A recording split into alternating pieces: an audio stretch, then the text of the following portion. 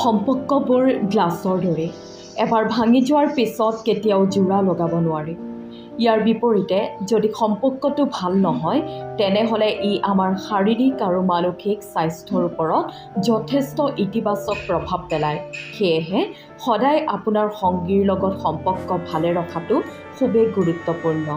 সংগীৰ সৈতে সম্পৰ্ক শক্তিশালী কৰাৰ 5টা উপায় সম্পৰ্কে আমি জানো আহক। 1 নম্বৰ, সময়। সকলোৱে অলপ ব্যক্তিগত সময় বিচাৰে য'ত তেওঁলোকে আন কাৰো হস্তক্ষেপ নিবিচাৰে।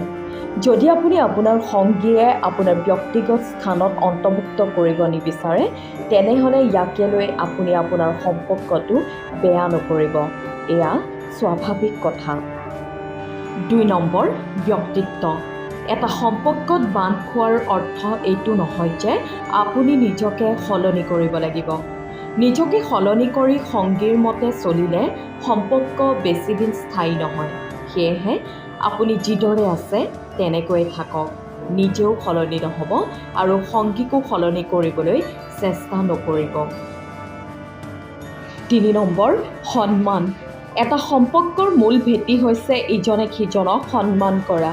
সম্পৰ্ক যিয়েই নহওক, যদি আপুনি অনুভৱ কৰে যে আপুনি আপোনাৰ সম্পৰ্কত সন্মান লাভ কৰা নাই তেনেহ'লে আপুনি আপোনাৰ সংগীৰ সৈতে কথা পাতক এই বিষয়ে। 4 নম্বৰ, পাৰিবাৰিক গোপনীয়তা। গোটেই পৰিয়ালটোৰ তথা নিজৰো কিছুমান গোপনীয়তা থাকে যিবোৰ সংগী তথা তেওঁৰ পৰিয়ালে সদায় নিজৰ মাজতে ৰাখিবলৈ বিচাৰে। যদি আপোনাৰ সংগীৰ লগতে পৰিয়ালৰো এনে কিবা থাকে আৰু আপোনাক এই বিষয়ে প্ৰকাশ নকৰে তেন্তে তেওঁৰ ওপৰত অসন্তুষ্ট নহ'ব।